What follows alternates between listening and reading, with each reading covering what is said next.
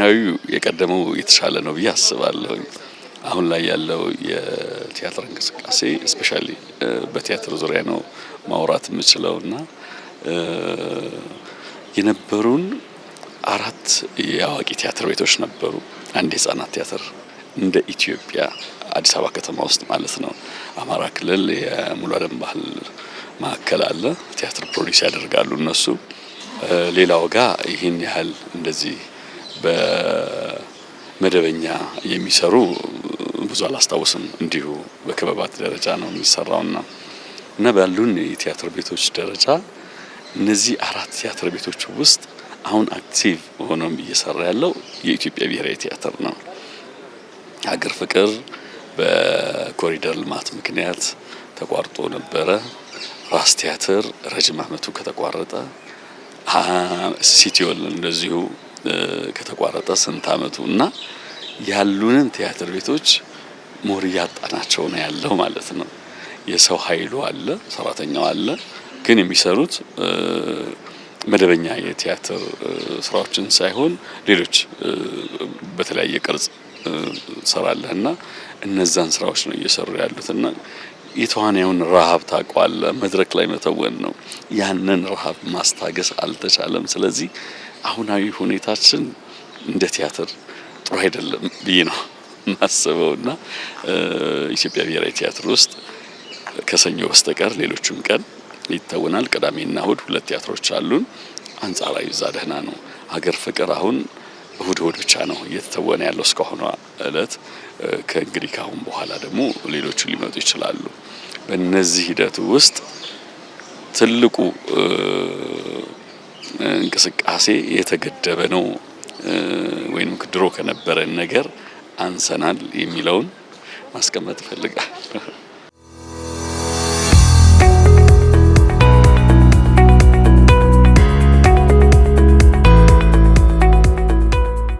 ቲያትር እውነት ለመናገር ላይቭ ፐርፎርማንስ ነው። አክተሩን ቻሌንጅ የሚያደርግ ነው። እንደ ተዋናይ መድረክ ላይ የመተወንን ያህል ደስታ የሚሰጥህ የለም። ሱስ ነው የሚሰጥህ። እርካታ በጣም ትልቅ ነው። ይህንን ስተውን በኔ እድሜ 700 ሰው ተመልካች ገብቶ ማለት ነው 700 ሰው ገብቶ ተመልካች አነሰ ብሎ ቲያትር ሲወርድ አውቃለሁ። ተመልካች አነሰ ተብሎ ማለት ነውና አሁን ላይ 100 ተመልካች ሲመጣልን ጥሩ ነው ማለት ጀምረናል። ይሄ የእውነት ያዘንኩ ነው ማወራ ይሄንንና አላባ ነው ከቲያትር አላባዎች አንዱ ተመልካች ራሱ ቲያትር ስትል ቤቱንም ተዋናዩንም አዘጋጁንም ላይቱንም ሳውንዱንም ቤት ውስጥ ያሉ ማቴሪያሎች የመቀበጫውንም መግቢያውን አጠቃላይ ነው ቲያትር ማለት። ከዚህ ቲያትር ውስጥ ትልቁን ነገር ነው ያጣን ያለ ነው ተመልካች የሚባለውን ነገር። ተመልካች ያጣንበት በርካታ ምክንያቶች አሉ። ትልቁ አሁን በልማት ምክንያት ቲያትር ቤቶቻችን ያሉት ማዕከል ነው ፒያሳ ላይ እና ብሔራዊ ቲያትር ሜክሲኮ ላይ ነው ያሉት። የሰው መኖሪያ አሁን ከመሃል ወደ ዳር ሆኗል። ጆሞ አያት ምናምን የሚባሉ ሰፈሮች ሆኗልና የመግቢያ ሰዓታችን አሁንም ያው ነው እንደ ድሮ ነው።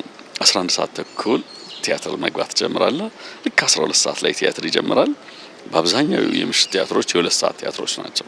ከ2 ሰዓት እስከ 1 ተኩል የሚሆኑ 2 ሰዓት ቲያትር ጨርሰህ ከዛ ወጥተህ ትራንስፖርት ይዘህ እዛ ሰፈር እስክትደርስ ዋጋ ትከፍላለህ። በጣም ተመልካቹም አትፈርድም እና ይሄ ነገራችን ዋጋ አስከፍሎናል። በምን አይነት መልኩ መስራት አለብን ራሱን የቻለ ምክክር ይፈልጋል። ሰውን ወደኛ ና ከማለት ወደሱ መድረስ እንዳለብን እንደ ሶሉሽን እሱን አስባለሁኝ እና የተመልካች ቁጥር እጅግ በጣም እየቀነሰ መጥቷል። በእነዚህ ገፊ ምክንያቶች ማለት ነውና ያለንበት ደረጃ እውነት ምክክር የሚፈልግን ጥበቡን የሚወዱ ቲያትርን የሚወዱ ቲያትር አሁን ቃላት ያጥረኛል እኔ ስለ ቲያትር መናገር። በሁለት ደረጃ ልታወዳድረው ትችላለህ። በአርቲፊሻል አበባና በጽጌረዳ ንጹህ የበቀለችው ተፈጥሮአዊ አበባ ማለት ነው። ሁለቱን ስታወዳድረው ይችኛዋ ሽታ አላት፣ ስትነካትም እርጥበቷን ለዛዋን ታገኘዋለህ።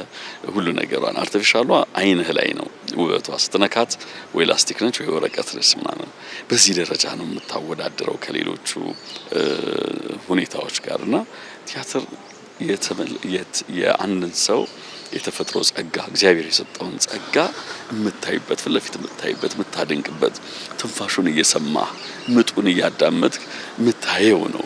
የሰዎችን የፈጠራ ችሎታ የምታደንቅበት ሙያ ነውና ይሄ ሙያ በእንደዚህ አይነት ሁኔታ መቀጠል ስለሌለበት የሚዲያዎችንም የእናንተንም የባለሙያውንም ርብርብ ይፈልጋል ብዬ አስባለሁ።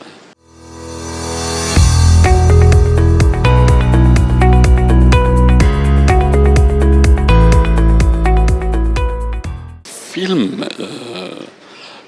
እሱም ስፔሻሊ ከኮሮና በኋላ ትልቅ መንገጫገጭ ገጥሞታል ብዬ አስባለሁኝ።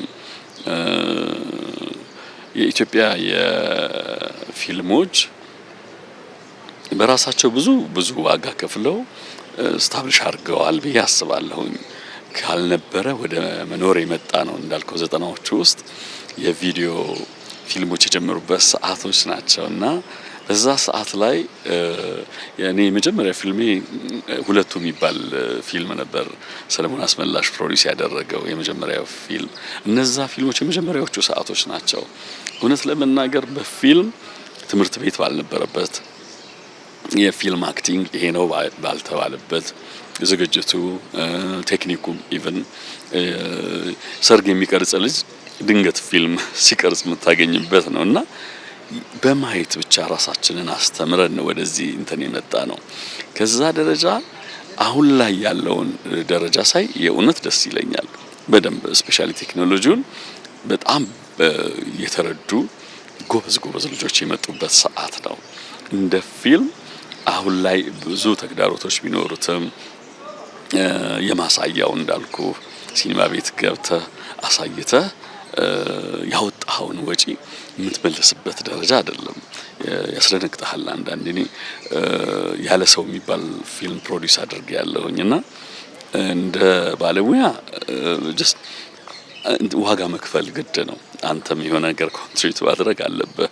ከገፈቱም ቀማሽ መሆን አለብህ ለመናገርም እና እሱም ፊልም ከአንድ ወንድሜ ጋር ተስፋዬ ለታ የሚባል ወንድሜ ነው ከሱ ጋር ነው የሰራነውና በጣም አውጥተንበት ነው የሰራነው። በራሳችን በጣም ተጨንቀን ነው የሰራነው። ቀረጻውን ሀገር ውስጥ ብቻም እንደውም አይደለም ዱባይ፣ አቡዳቢ ሁላ ሄደን ነበር የቀረጽነውና ዋጋ ከፍለን ስንመጣ እኛ የመጣንበት ሰዓት የቃና ቲቪ የአማርኛ እንትን ብሎ የጀመረበት ሰዓት ነበር። ቶታሊ ሰው ከፊልም ደዛ ዳይቨርት አድርጎ ነበርና በኪሳራ ደረጃ በጣም ከሰርን። ደግመን እንዳሰራ ያደርጋል። ያንን ጠብቆ አይረዳም። ሰው ጥፍ ሲል ጥፍ ነው።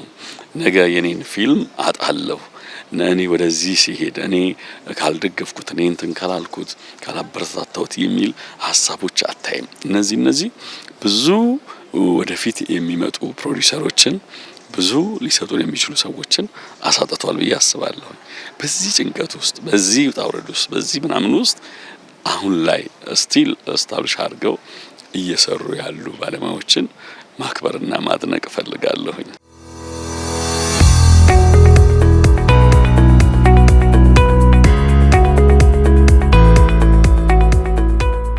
ሙያውን ማስከበር ይጠበቅበታል። ጀስት እኔ አሁን የመንግስት መስሪያ ቤት ነው ባህልና ስፖርት ሚኒስቴር የባህሉን ዘርፍ እና የኪነ ጥበቡን ዘርፍ የሚመራ ተቋም ነው። እንደ ተቋም ሊሰራ የሚገባው ሊወስድ የሚገባው ኃላፊነቱ በጣም ብዙ ነው። ሀገር በጥበብ ነው የምትመራው። ጥበብ የለው ማህበረሰብ አይደለም። ብዙ ሀገሮች ወደፊት የመጡት ያላቸውን ሀብት ያላቸውን ጥበብ አጎልብሰው አዳብረው ነው። ሁላችንም የተለያየ ጸጋ ነው ያለን። እቺን ሀገር ወደፊት ለማምጣት የሐሳቢው ወይንም ምሁሩ የምንለው ኃይል ቁጭ ብሎ መቀመር አለበት። ምንድነው ያለን ምንድነው የሌለን? እኛ ደግሞ ያለን መሰረት ያለን እንደሌላውም ሀገር ምንቸገር አይመስለንም። ሰዋዊ የሆነ ብዙ ነገሮቻችን አሉ። ይሄ ምሁሩ አጥንቶ ቀምሮ ምን ብሎ ያዘጋጀውን ነገር ሀገሬን ወደፊት አመጣበታለሁ የሚለውን ኃይል አምጥቶ ሰንዶ ሲያስቀምጥልህ የጥበቡ ኃይል ደግሞ ይመጣል። ኢማጂኔሽኑን ተጠቅሞ ሀብታችን ኢማጂኔሽን ነው። አንተ በምታየው ላላይ ይችላል የጥበቡ ኃይል ህዝቡ ጋር የሚደርሰውን ነገር ስዕል አድርጎ ወደፊት አምጥቶ ሊያሳይህ ይችላልና በዚህ መመጋገብ እንድንሰራ ሊያደርገን የሚችለው ይሄ ሚኒስቴር መስሪያ ቤት ነው። በዚህ ደረጃ ያስባል ወይ? በዚህ ደረጃ እየሰራ ነው ወይ? አላቅም። ስለዚህ ይሄንን ቢያደርግ ማህበራት አሉ። ከማህበራት ጋር የተለያዩ ስራዎችን እንሰራለን።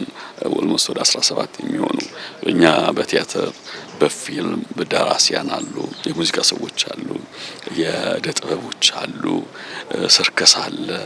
ማት ኦልሞስት ወደ 17 የሚሆኑ ማህበራት ከባህልና ስፖርት ጋር እንሰራለን።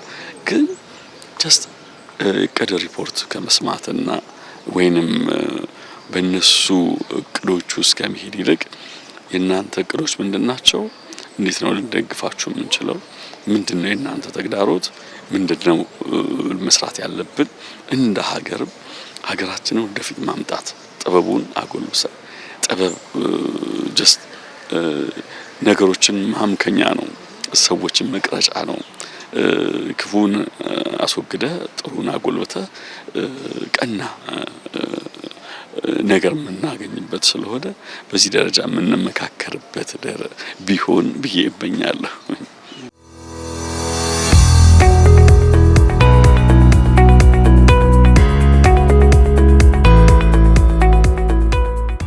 ያ ባለድርሻ አካላት ማለት እንግዲህ እንደ እኛ ነን። በባህልና ስፖርት የባለድርሻ አካላት ይባላሉ ማህበራትና በዛ ደረጃ እኛ ልንሰራ የምንችለው የኛን ነው። አሁን እኔ በማህበራት ላይ ያለኝ እውቀት እኔ እንደ ኢትዮጵያ የቲያትር ባለሙያዎች ማህበሮች መኖራቸው ይፈለጋል እንጂ የመቆማቸው ነገር ይታሰበላቸው አይደለም። እኛ አሁን የኢትዮጵያ የቲያትር ባለሙያዎች ማህበር፣ የኢትዮጵያ ሙዚቀኞች ማህበር፣ የኢትዮጵያ ደራሲያን ማህበር፣ የኢትዮጵያ ሰዓሊያን ማህበር ባልሳሳት እኛ ነን ቢሮ ያለን። ሌሎቹ የቀጠራው ማህበራት ወይ በራሳቸው ተከራይተው ወይ በራሳቸው እንዲሆነው ምናምን ነው ቢሮ የሌላቸውና ማህተባቸውን በኪሳቸው ይዘው የሚሄዱ ናቸው። ኢቭን እኛ ቢሮ ያለን እንኳን ጸሐፊና ስራ አስኪያጅ ቀጥረን ለማሰራት አቅሙ የለንም። በባለሙያው መዋጮ ነው የሚለው እንትኑ ያለንን አቅም ለሌሎች መሆን የምንችል ሰዎች ለራሳችን የምንሆንበት የለም። ማህበርህ ስትጎዳ ሲደርስልህ አለው ሲል በደስታህም በሐዘንህም ከጎንህ እንደሚቆም ስታምን ማህበሬ ብለህ እሱን ፕሮቴክት ለማድረግ ትጥራለህ። ግን በራሱ መቆም ያልቻለ ማህበር ይለህና አንዳንድ ግለሰቦች ከማህበር ይበልጣሉ። ለምሳሌ ሙዚቃ ውስጥ በራሳቸው በጣም ትልቅ ስዕል የፈጠሩ ባለሙያዎች አሉን የምንኮራባቸው። በቲያትር ውስጥም እንደዛው። እነዚህ ሰዎች ከማህበርም ይበልጣሉ። በራሳቸው ሲሄዱ ማህበር ናቸው። ስለዚህ መተው ማህበርን ከማጎልበት ወይንም ከማዳበር ወይንም ከማሳደግ ይልቅ እዛው እንዲቆም ያደርጋቸዋል ሲስተሙ። ማህበርህ ሊሰጥህ የሚችል ትልቅ ነገር ቢኖር ለጉዳትህ የሚቆም ለደስታ የሚቆም እና በህልውናው የሰውየው ህልውና በማህበር ውስጥ ቢኖርለት ማህበሩን እንዲያመን እንዲጠጋ ያደርገዋል። ያ አይደለም ሲስተሙ። ማህበሩ አለ እንዲኖር ስለተፈለገ ነገር ግን አቅም የለውም። ሊጠቅመን የሚችለው እንደ ሀገር ባህልና ስፖርት ሚኒስቴር ማህበሮቹን ራሳቸውን አቋቁመው ትልቅ እንዲሆን። ለምሳሌ እንግሊዝ የቲያትር ባለሙያዎች ማህበር የእግር ኳስ የምን የዓለም ዋንጫ የተካሄደ ጊዜ ይሁን የትኛውን እግር ኳስ ጨዋታ ስፖንሰር አድርጓል። እንግዲህ እግር ኳስ ጨዋታው እኛና እነሱን ስታየን የአንድ ሉዓላዊት ሀገር የኢትዮጵያ የቲያትር ባለሙያዎች ማህበርና የእንግሊዝ የቲያትር ባለሙያዎች ማህበር ያለን ርቀት ሰማይና ምድር ነው። በዚህ ልክ ህልውና ቢኖረን አቅም ቢኖረን ብዙ ታምር ልንሰራ እንችላለን።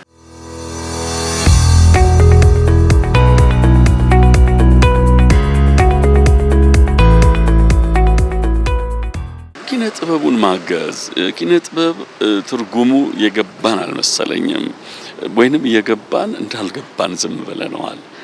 ኪነ ጥበብ ማአት ነገርህን ነው እንትን የሚልልህ የሚቀርፍልህ ህይወትን ነው የሚያቀልልህ ወደፊት ያመጣሃል። ዓለም ላይ ራስን መሸጥ ትችላለህ። ዛሬ ታዝበህ ከሆነ በአፍኒ የሚል ፊልም ሲዳማ ክልል ፕሮዲስ ያደረገው ፊልም ነበር። ያ ፊልም አሁን ከብዙ አዋርዶችን አድርጎ ዛሬ አሜሪካ ፊልም ፌስቲቫል ላይ እንዲሳተፍ ተብሎ ሪፖርት ላይ ሰምተነዋል። ይሄ ፊልም ሲሰራ ይሄ አፍኒ የእርቅ ስርዓትን ላይ የሚያጠነጥን ፕሌይ ነው እና ኢትዮጵያን ፕሮሞት የሚያደርገው ገባ ኢትዮጵያን የሚሸጠው ይሄን ፊልም ያየ ሰው ይሄን ስርዓት ማየት ይፈልጋል። ኢትዮጵያ መጥቶ ኢትዮጵያን በምን ያህል ሸጥካት ማለት ነው። ካልቸርህን ያለህን ነገር በዛ ውስጥ ላንድስኬፕህንም የሰውህን አኗኗር ያለህን የቱሪስት መስህቦች ፊልም ላይ ታስተዋውቀዋለህ። ያኔ ማአት ነገሮች ናቸው ወደ አንተ የሚመጡት።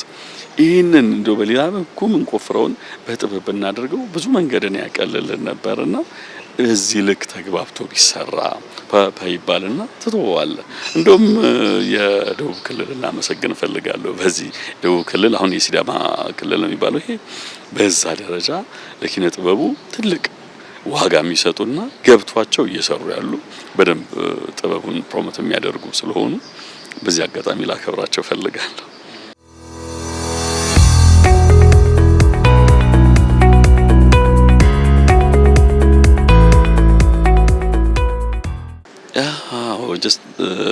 ቲያትር ወዳለሁ እንዳልኩ ቲያትር ሰራለሁኝ።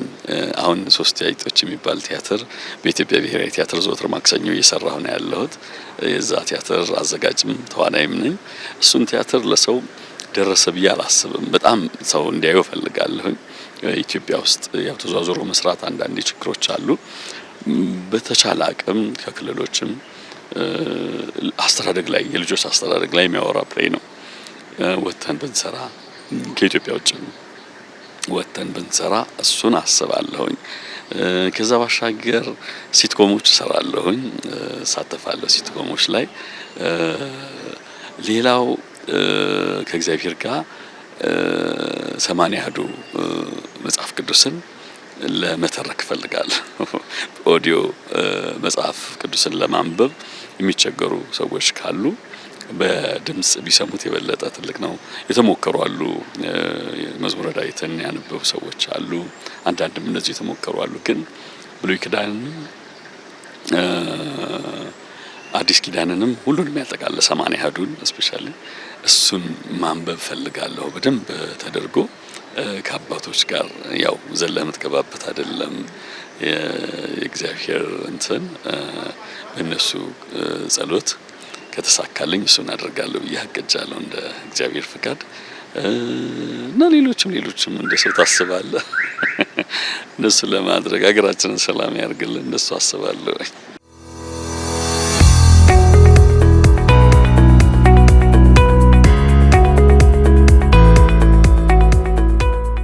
እንግዲህ ሙያው ትልቅ ነው።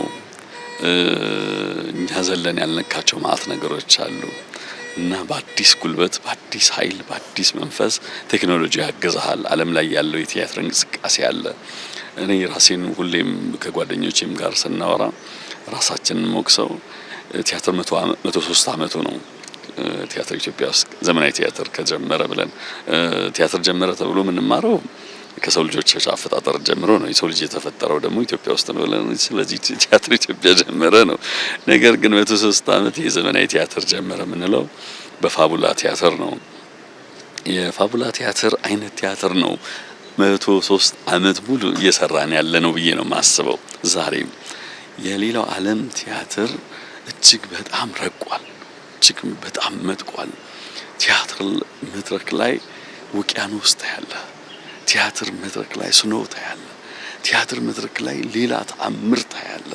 ይሄ ማለት ቴክኖሎጂውን መጠቀም ጀምሯል። ላይቱ፣ ሳውንዱ ብርድ ሲያደርጉት ይበርዳል እንደ ሰበንዲ።